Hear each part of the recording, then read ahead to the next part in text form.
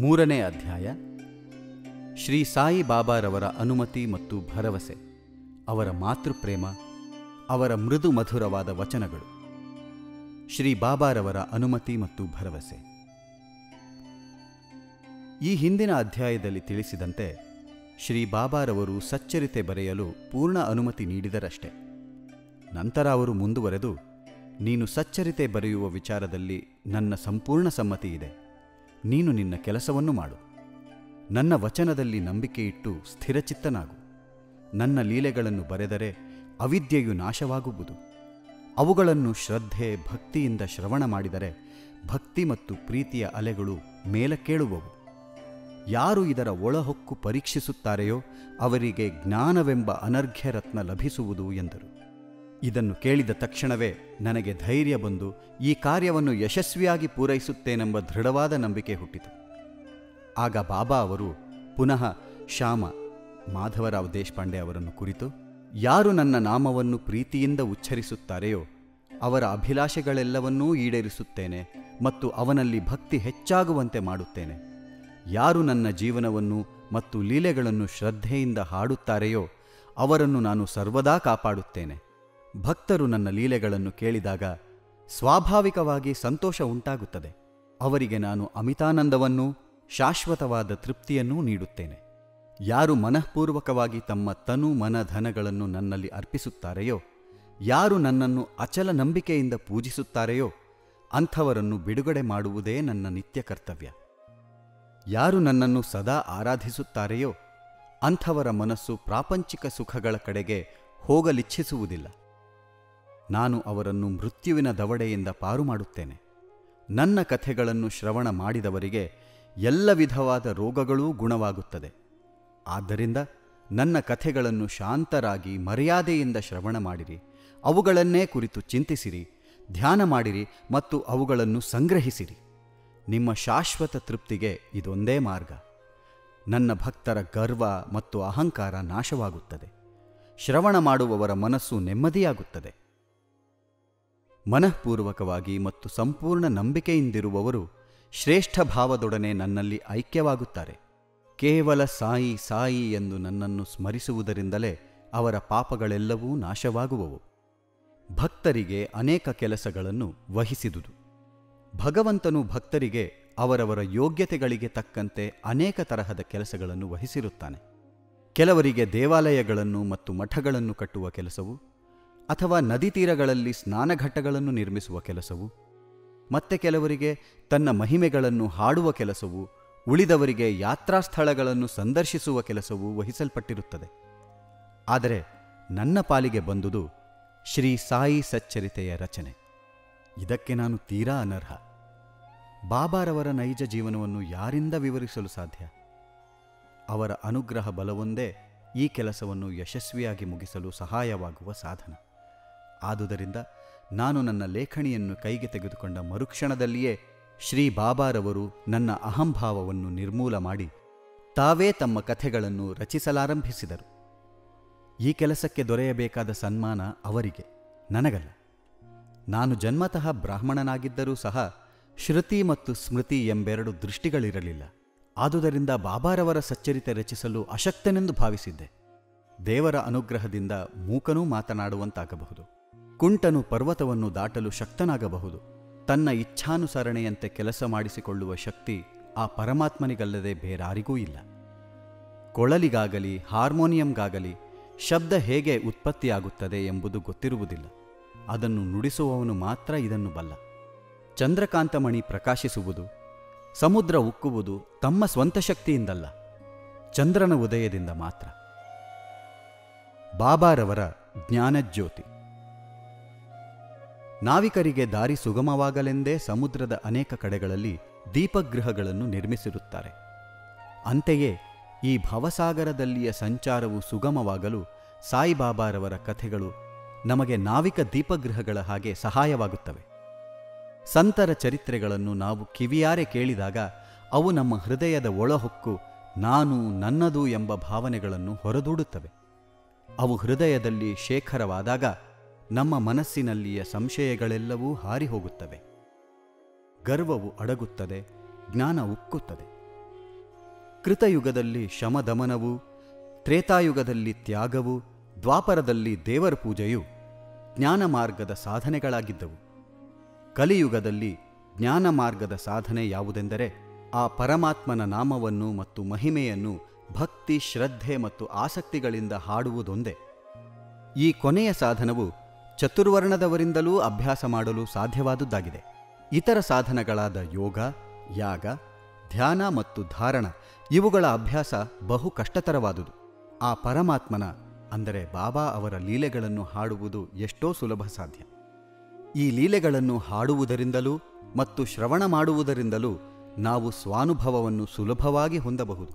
ಈ ಒಂದು ಗುರಿ ಧ್ಯೇಯ ಸಾಧನೆಗಾಗಿಯೇ ತಮ್ಮ ಕಥೆಗಳನ್ನೂ ಸಚ್ಚರಿತೆಯನ್ನೂ ಬರೆಯಲು ಬಾಬಾ ನನಗೆ ನೆರವು ನೀಡಿದರು. ಈಗ ಭಕ್ತರು ಅವರ ಕಥೆಗಳನ್ನು ಪಠಿಸಲು ಸುಲಭವಾಗಿದೆ, ಶ್ರವಣ ಮಾಡಲು ಸಹ ಸುಲಭವಾಗಿದೆ. ಹೀಗೆ ಪಠಣ ಮಾಡುವ ಅಥವಾ ಶ್ರವಣ ಮಾಡುವಾಗ ಏಕೈಕ ಚಿತ್ತದಿಂದ ಬಾಬಾರವರನ್ನು ಧ್ಯಾನಿಸಿ ಅವರ ರೂಪವನ್ನು ಮನಸ್ಸಿನಲ್ಲಿ ರೂಪಿಸಿಕೊಳ್ಳಿರಿ. ಆಗ ಗುರು ಮತ್ತು ದೇವರಲ್ಲಿ ಭಕ್ತಿ ಉಂಟಾಗುತ್ತದೆ, ಆಲಿಪ್ತತೆ ಉಂಟಾಗಿ ಭಕ್ತರು ಸ್ವಾನುಭಾವವನ್ನು ಹೊಂದಬಹುದು. ಸಾಯಿಬಾಬಾರವರ ಮಾತೃವಾತ್ಸಲ್ಯ. ಗೋವಿಗೆ ತನ್ನ ಕರುವಿನ ಮೇಲೆ ಎಷ್ಟು ಮಮತೆ ಇರುತ್ತದೆಂಬುದು ಎಲ್ಲರಿಗೂ ವೇದ್ಯವಾದ ವಿಷಯ. ಅದರ ಕೆಚ್ಚಲು ಹಾಲಿನಿಂದ ತುಂಬಿರುವಾಗ ಕರುವು ತನ್ನ ತಲೆಯಿಂದ ಕೆಚ್ಚಲನ್ನು ಒತ್ತಿ ಮೊಲೆಗಳಿಗೆ ಬಾಯಿ ಇಟ್ಟಾಗ ಹಾಲು ಹೇಗೆ ಧಾರಾಕಾರವಾಗಿ ತನ್ನಷ್ಟಕ್ಕೆ ತಾನೇ ಬರುತ್ತದೆಯೋ ಅದೇ ರೀತಿ ಕಂದನಿಗೆ ಹಾಲು ಬೇಕಾದಾಗ ಮಾತೆಯಾದವಳು ಎಷ್ಟು ಪ್ರೀತಿ ಮತ್ತು ಆದರಗಳಿಂದ ಅದಕ್ಕೆ ಹಾಲು ನೀಡುತ್ತಾಳೆ. ಮಗುವಿನ ಉಡುಗೆ ತೊಡುಗೆಗಳಲ್ಲಿ ಅವಳಿಗೆಷ್ಟು ಆನಂದ, ಆದರೆ ಮಗುವಿಗೆ ಮಾತ್ರ ಅವುಗಳ ಕಡೆ ಗಮನವಿರುವುದಿಲ್ಲ. ಆದರೆ ಅವಳು ತನ್ನ ಮಗುವನ್ನು ಅಲಂಕಾರವಾಗಿ ಶೃಂಗರಿಸಿ ಕಣ್ತುಂಬ ನೋಡುವಳಲ್ಲವೇ, ಆಗ ಅವಳ ಆನಂದಕ್ಕೆ ಪಾರವಿರುತ್ತದೆಯೇ? ಮಾತೃಪ್ರೇಮವೆಂಬುದು ಅಗಾಧ, ವಿವರಣಾತೀತ. ಅದಕ್ಕೆ ಸರಿಸಮವಾದ ಪ್ರೀತಿ ಬೇರೊಂದಿಲ್ಲ. ಹಾಗೆಯೇ ಸದ್ಗುರುಗಳು ತಮ್ಮ ಶಿಷ್ಯವೃಂದಕ್ಕೆ ಅದೇ ತರಹದ ಮಾತೃವಾತ್ಸಲ್ಯವನ್ನು ತೋರುತ್ತಾರೆ. ಶ್ರೀ ಸಾಯಿಬಾಬಾ ಅವರಲ್ಲಿಯೂ ಇದೇ ತರಹದ ಮಾತೃವಾತ್ಸಲ್ಯವಿತ್ತು. ಉದಾಹರಣೆಗಾಗಿ, ನಾನು 1916ರಲ್ಲಿ ಸರ್ಕಾರಿ ಕೆಲಸದಿಂದ ನಿವೃತ್ತನಾದೆ.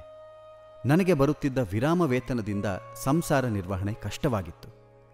ಅಂದು ಗುರು ಪೌರ್ಣಿಮೆ, ಆಷಾಢದ 15ನೇ ದಿನ. ನಾನು ಭಕ್ತರೊಂದಿಗೆ ಶಿರಡಿಗೆ ಪ್ರಯಾಣ ಬೆಳೆಸಿದೆ.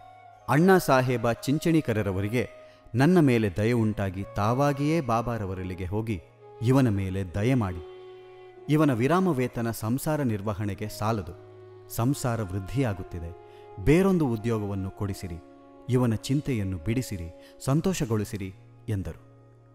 ಅದಕ್ಕೆ ಬಾಬಾರವರು, ಅವನಿಗೆ ಬೇರೊಂದು ಕೆಲಸ ಸಿಕ್ಕುತ್ತದೆ, ಅವನು ನನ್ನ ಸೇವೆ ಮಾಡುತ್ತಾ ಸಂತೋಷದಿಂದಿರಲಿ, ಅವನ ಮನೆಯಲ್ಲಿ ಉಡಲು ಉಣಲು ಏನೂ ಕೊರತೆಯುಂಟಾಗುವುದಿಲ್ಲ, ನಾಸ್ತಿಕರು, ಅಧರ್ಮಿಗಳು ಮತ್ತು ದುಷ್ಟರಿಂದ ದೂರವಿರಲಿ, ಸರ್ವರಲ್ಲಿಯೂ ಸೌಜನ್ಯ ಮತ್ತು ಸವಿನಯದಿಂದ ವರ್ತಿಸಲಿ. ಇದನ್ನು ಮಾಡಿದ್ದಾದರೆ ಅವನಿಗೆ ಶಾಶ್ವತ ಸುಖ ಸಂತೋಷಗಳು ದೊರಕುವವು ಎಂದು ಉತ್ತರಿಸಿದರು. ರೋಹಿಲಾ. ಎತ್ತರವಾದ ದೃಢಕಾಯನಾದ ರೋಹಿಲಾ ಎಂಬವನು ಸಾಯಿಬಾಬಾರವರಿಂದ ಆಕರ್ಷಿಸಲ್ಪಟ್ಟು ಶಿರಡಿಗೆ ಬಂದು ನೆಲೆಸಿದ್ದನು. ಅವನು ಪ್ರತಿದಿನವೂ ರಾತ್ರಿ ಕುರಾನ್ ಪವಿತ್ರ ಗ್ರಂಥವನ್ನು ಜೋರಾಗಿ ಕರ್ಕಶ ಧ್ವನಿಯಲ್ಲಿ ಹಾಡುತ್ತಿದ್ದನು ಮತ್ತು ಅಲ್ಲಾಹು ಅಕ್ಬರ್ ಎಂದು ಜೋರಾಗಿ ಕೂಗಿಕೊಳ್ಳುತ್ತಿದ್ದನು. ಶಿರಡಿಯ ಜನರಿಗೆ ಹಗಲಿನಲ್ಲಿ ಬೇಸತ್ತು ರಾತ್ರಿ ಮನೆಗೆ ಬಂದು ಕುಳಿತಾಗ ಇವನ ಕರ್ಕಶ ಧ್ವನಿಯಿಂದ ಬೇಜಾರಾಗುತ್ತಿತ್ತು. ಇದರಿಂದಾಗಿ ರಾತ್ರಿ ನಿದ್ದೆಗೂ ಅವಕಾಶವಿಲ್ಲದೆ ತೊಂದರೆಯಿಂದಿದ್ದರು. ಸ್ವಲ್ಪ ದಿನ ತಾಳ್ಮೆಯಿಂದಿದ್ದರು. ಒಂದು ದಿನ ತಾಳ್ಮೆ ಮೀರಿ ಬಾಬಾರವರ ಬಳಿಗೆ ಬಂದು ಈ ಉಪದ್ರವವನ್ನು ಹೇಗಾದರೂ ಮಾಡಿ ತಪ್ಪಿಸಿ ಎಂದು ಬೇಡಿಕೊಂಡರು. ಬಾಬಾರವರು ಆ ಮಾತಿಗೆ ಗಮನ ಕೊಡಲಿಲ್ಲ. ಅದಕ್ಕೆ ಬದಲಾಗಿ ಹಳ್ಳಿಯವರನ್ನೇ ತರಾಟೆಗೆ ತೆಗೆದುಕೊಂಡು, ನಿಮ್ಮ ಕಾರ್ಯ ನೀವು ಮಾಡಿ, ರೋಹಿಲಾನ ಗೊಡವೆ ಏಕೆ? ರೋಹಿಲಾಗೆ ಒಬ್ಬ ಕೆಟ್ಟ ಪತ್ನಿ ಇದ್ದಾಳೆ, ಆದುದರಿಂದ ಅವನು ಈ ರೀತಿ ಮಾಡುತ್ತಾನೆ. ದೇವರ ಸಂಕೀರ್ತನದಿಂದ ಅವಳು ಅವನ ಕಡೆಗೆ ಬರುವುದಿಲ್ಲ ಎಂದು ಹೇಳಿ ಕಳಿಸಿದರು. ನಿಜವಾಗಿಯೂ ರೋಹಿಲಾಗೆ ಪತ್ನಿಯೇ ಇರಲಿಲ್ಲ. ಬಾಬಾರವರು ಪ್ರಸ್ತಾಪಿಸಿದ ರೋಹಿಲಾನ ಪತ್ನಿ ದುರ್ಬುದ್ಧಿ, ಕೆಟ್ಟ ಯೋಚನೆಗಳು. ಬಾಬಾರವರಿಗೆ ದೇವರ ನಾಮ ಸಂಕೀರ್ತನವು ಪ್ರಿಯವೆನಿಸಿದುದರಿಂದ ರೋಹಿಲಾನನ್ನು ರಕ್ಷಿಸಿದರು. ಬಾಬಾರವರ ಅಮೃತ ವಚನಗಳು. ಒಂದು ದಿನ ಶ್ರೀ ಬಾಬಾರವರು ಮಧ್ಯಾಹ್ನದ ಆರತಿ ಸಮಯದಲ್ಲಿ ಭಕ್ತರಿಗೆ ಈ ಕೆಳಗಿನ ಹಿತವಚನಗಳನ್ನು ನೀಡಿದರು. ನೀವು ಎಲ್ಲಿಯೇ ಇರಿ, ಏನೇ ಮಾಡುತ್ತೀರಿ, ನೀವು ಮಾಡುವ ಪ್ರತಿಯೊಂದು ಕೆಲಸವನ್ನು ನಾನು ಬಲ್ಲೆನೆಂಬುದನ್ನು ಜ್ಞಾಪಕದಲ್ಲಿಡಿ. ನಾನು ಸರ್ವರ ಹೃದಯದಲ್ಲಿಯೂ ಅಡಗಿರುತ್ತೇನೆ. ನಾನು ಪ್ರಪಂಚದಲ್ಲಿನ ಸಮಸ್ತ ಸಚರಾಚರಗಳನ್ನೂ ಆವರಿಸಿರುತ್ತೇನೆ. ನಾನೇ ಪ್ರಪಂಚದ ಸಮಸ್ತ ವಸ್ತುಗಳ ಮೂಲಸ್ಥಾನ, ತ್ರಿಗುಣಗಳ ಸಮ್ಮೇಳನ, ಸರ್ವ ವಸ್ತುಗಳ ಸೂತ್ರಧಾರಿ. ನಾನೇ ಸೃಷ್ಟಿಕರ್ತ, ರಕ್ಷಕ, ವಿನಾಶಕಾರ. ಯಾರು ತಮ್ಮ ಭಕ್ತಿಯನ್ನು ನನ್ನಲ್ಲಿಡುತ್ತಾರೆಯೋ ಅವರಿಗೆ ಯಾವುದರಿಂದಲೂ ತೊಂದರೆಯುಂಟಾಗುವುದಿಲ್ಲ. ಯಾರು ನನ್ನನ್ನು ಮರೆಯುತ್ತಾರೆಯೋ ಅವರನ್ನು ಮಾಯೆ ಕವಿಯುತ್ತದೆ. ಸಣ್ಣ ಇರುವೆ, ಕಣ್ಣಿಗೆ ಕಾಣಿಸುವ ಸಚರಾಚರ ಪದಾರ್ಥಗಳು ಮತ್ತು ಸಕಲ ಜೀವರಾಶಿಗಳೆಲ್ಲವೂ ನನ್ನ ದೇಹ ಮತ್ತು ಸ್ವರೂಪ. ಇಂತಹ ಸೊಗಸಾದ ಮತ್ತು ಅಮೂಲ್ಯವಾದ ವಚನಗಳನ್ನು ಕೇಳಿದ ಕೂಡಲೇ ಗುರುವಿನ ಸೇವೆ ಮಾಡಲು ನಿರ್ಧರಿಸಿದೆ.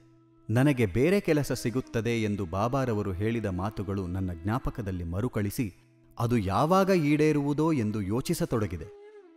ಮುಂದೆ ಬಾಬಾರವರ ಮಾತುಗಳು ನಿಜವಾದವು. ನಾನು ಸರಕಾರಿ ಕೆಲಸ ಮುಂದುವರೆಸಿದೆ. ನಂತರ ನನ್ನ ಜೀವನವನ್ನು ಬಾಬಾರವರ ಸೇವೆಗೆ ಮೀಸಲು ಮಾಡಿದೆ. ವಾಚಕರಲ್ಲಿ ಒಂದು ಭಿನ್ನಹ, ಜಾಡ್ಯತನ, ನಿದ್ದೆ, ಚಂಚಲತೆ ಇವೇ ಮೊದಲಾದ ಅನೇಕ ತರಹದ ಆತಂಕಗಳನ್ನು ದೂರ ಮಾಡಿರಿ. ನಿಶ್ಚಲ ಚಿತ್ತದಿಂದ ಶ್ರೀ ಸಾಯಿಬಾಬಾರವರ ಕಥೆಗಳ ಕಡೆಗೆ ಗಮನವಿಡಿ ಮತ್ತು ಭಕ್ತಿಯ ರಹಸ್ಯವನ್ನು ತಿಳಿಯಿರಿ.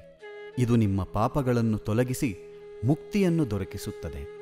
ಬಾಬಾರವರು ಸರ್ವರ ಹೃದಯದಲ್ಲಿಯೂ ಸಿಂಹಾಸನಾಸೀನರಾಗಿರಲಿ. ಮುಂದಿನ ಅಧ್ಯಾಯದಲ್ಲಿ ಶ್ರೀ ಬಾಬಾರವರು ಶಿರಡಿಗೆ ಹೇಗೆ ಬಂದರು ಎಂಬುದರ ಬಗ್ಗೆ ಪ್ರಸ್ತಾಪ ಮಾಡುತ್ತೇನೆ. ಶ್ರೀ ಸಾಯಿ ಪ್ರಣಾಮ.